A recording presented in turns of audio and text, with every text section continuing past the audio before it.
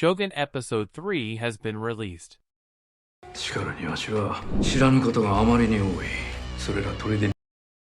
Shogun and the new series on FX debuted with 2 episodes last week. They created the main characters in the game the Lords Toranaga, Ishido, Kyama, Tsuyama, and Ono, who were engaged in a covert struggle for control of Japan. When John Blackthorne, seeking to further his influence, arrived, he discovered that the Portuguese had already set up shop and were attempting to seize control of the island nation.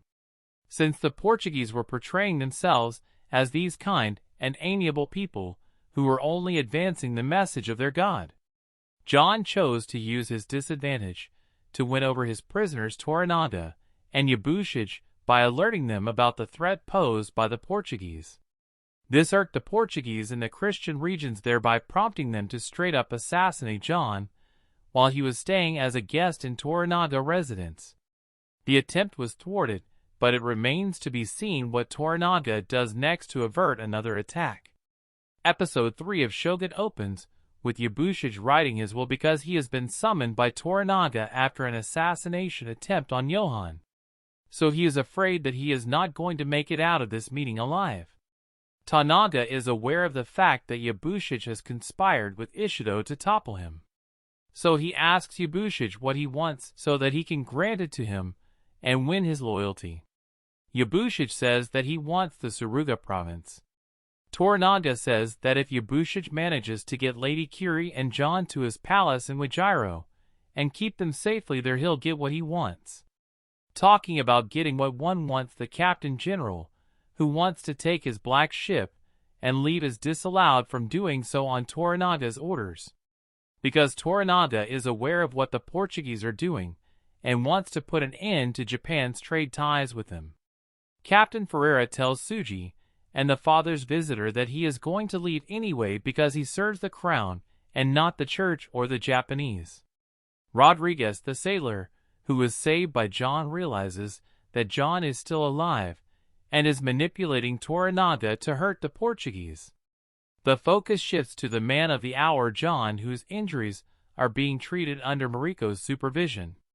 Their conversation is interrupted by Mariko's husband Buntaro, who informs them that they are all leaving for Wajiro.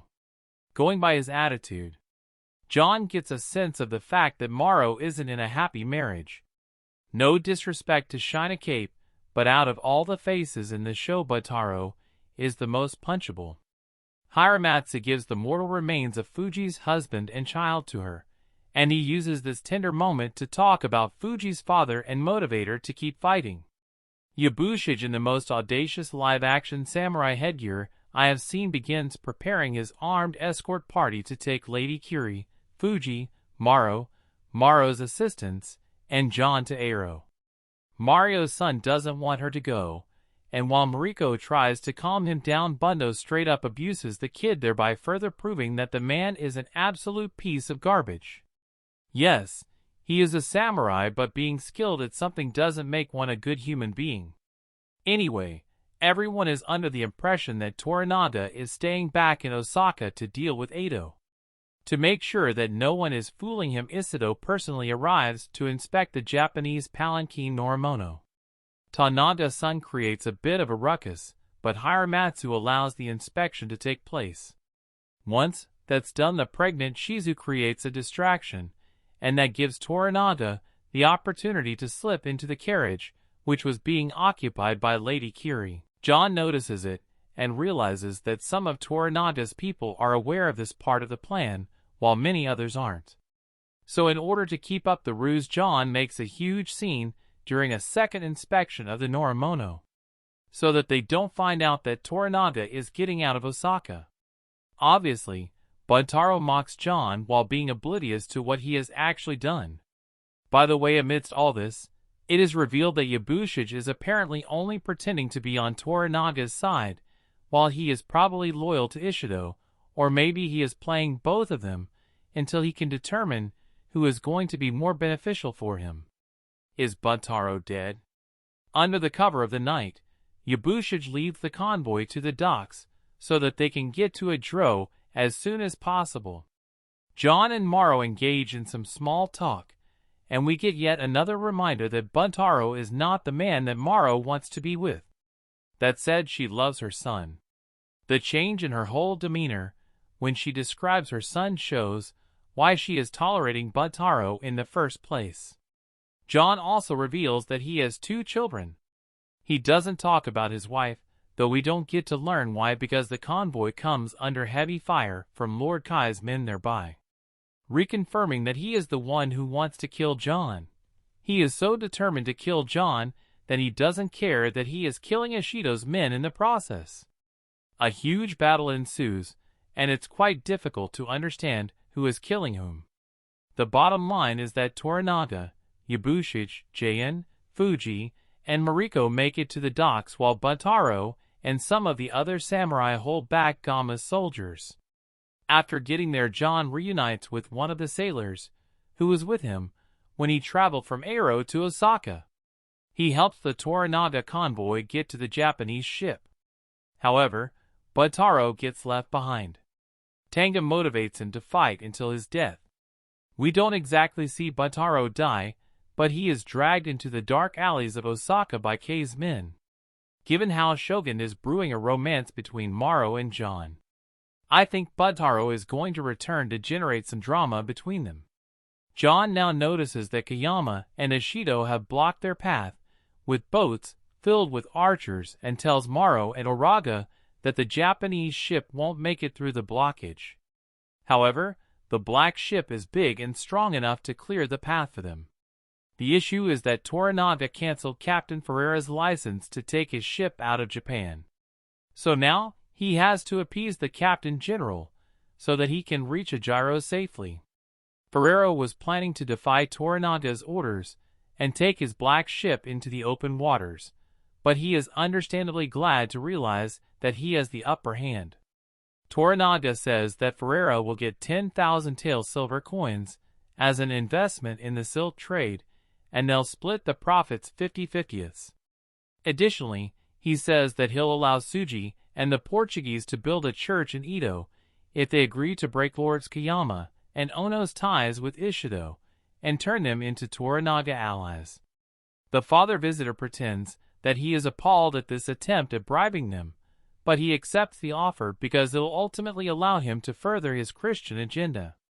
With all that said, the Portuguese ask Toranaga to leave John out of this equation and keep him in Osaka because he is their enemy. Toranaga agrees, and he and his convoy board the black ship and proceed to break the blockade.